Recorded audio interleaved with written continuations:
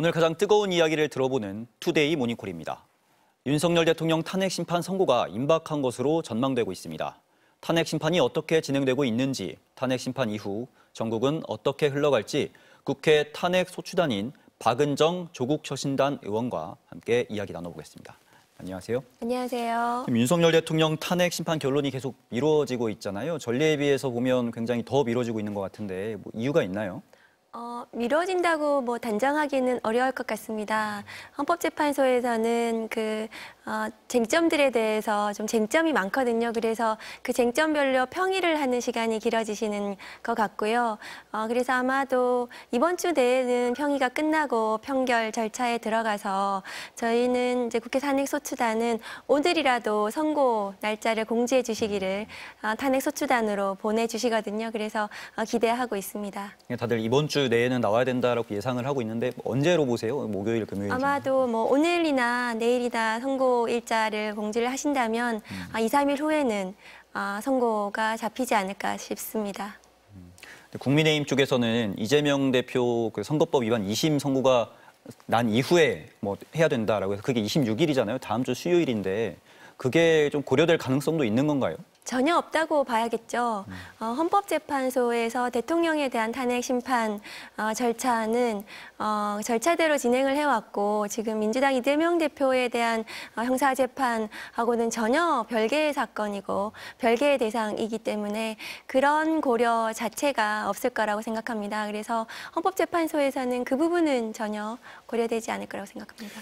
지금쯤이면 헌재에서 어떤 절차를 거치고 있는 건가요? 결정문 초안이 나왔다고 보시는 분들도 계시던데요. 헌법재판소에서는 이제 TF가 구성이 돼서 탄핵 심판 초기부터 쟁점별로 연구관들이 정리를 하고 있고 결정문은 되게 여러 가지 주문에 따라서 여러 가지 버전의 결정문을 작성을 하고 한다고 들었어요. 그래서 재판관들께 이런저런 내용을 보고를 드리고 그 중에서 이제 쟁점을 정리해가는 거라고 생각하거든요. 그래서 아마 평의가 끝나면 그 중에서 중요한 쟁점들이 정리되는 결정문을 그때 가서 작성을 최종적으로 하시지 않을까 싶습니다. 선고 날짜가 결정되면 의원님한테도 연락이 옵니까? 탄핵소추위원이신 정청래 법사위원장에게 공지를 할 거라고 생각하고요. 아마 언론에도 바로 공개가 되지 않을까 싶어요. 인용이 되든 각하가 되든 그 이후에 일은 어떻게 되는 건가요? 소추단이 추가로 더 해야 할 일이 있는 건가요?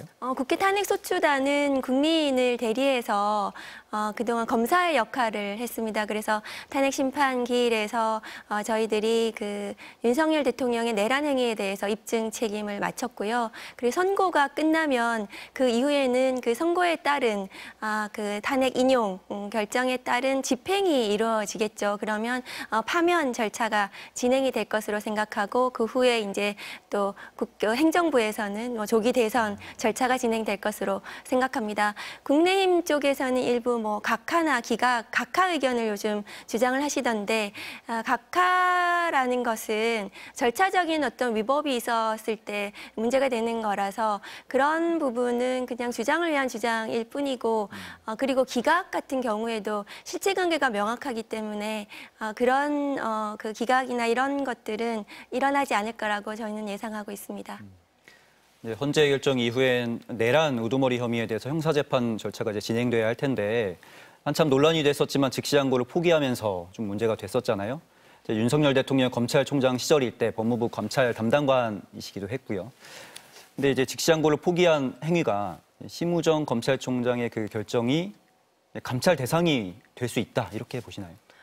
당연히 가능하다고 생각합니다. 제가 4년 전에도 윤석열 검찰총장에 대한 감찰 내용도 검찰총장의 지휘권 남용이 문제가 됐었거든요.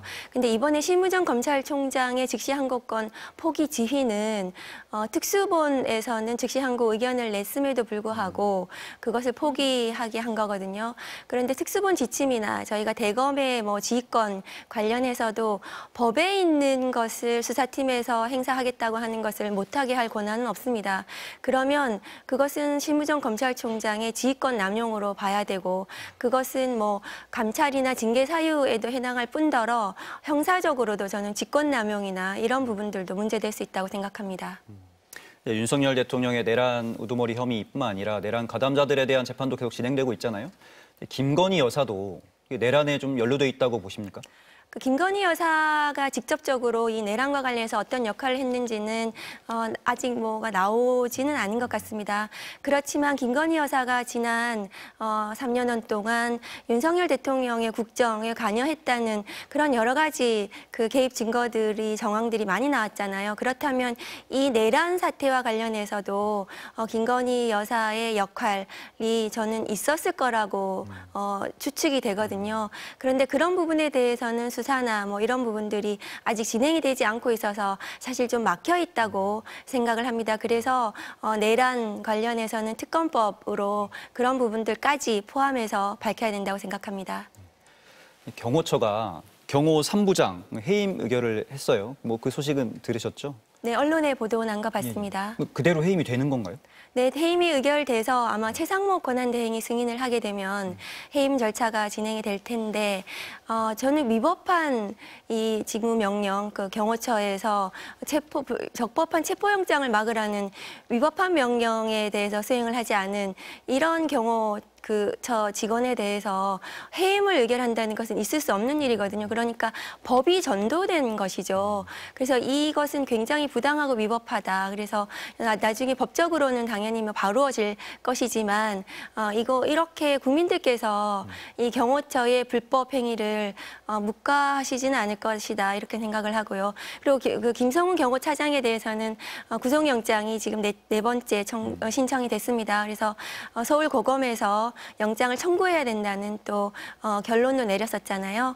그래서 반드시 서울 서부지검에서 영장을 청구해서 김성훈 차장에 대한 구속 수사가 이루어지면서 경호처에 대한 이 법 질서가 제대로 잡히길 바랍니다. 네. 그럼 검찰이 영장을 이번에 청구하리라고 보세요? 그것은 서울고검 상급 기관에서 결정한 것이기 때문에 서울 서부지검에서는 법무부령에 따르면은 그것을 수용해야 된다고 되어 있습니다. 그래서 안 따를 이유가 없는 것이죠. 그래서 만일에 청구를 하지 않는다면 청구하지 않는 것 자체가 문제가 될 수 있습니다. 그 3부장 해임 관련해서는 국회에선 따로 준비하고 계신 행동은 없으신가요? 그것은 이제 좀 더 아마 그 3부장이 그 인사 절차, 그 징계 절차와 관련해서 자기가 다투겠다고 하고 있어서 그것을 좀 지켜봐야 될 것 같고 국회 차원에서도 대통령 경호처의 위법한 행위들에 대해서는 계속해서 문제 제기를 할 생각입니다. 검사 출신이기도 하시잖아요.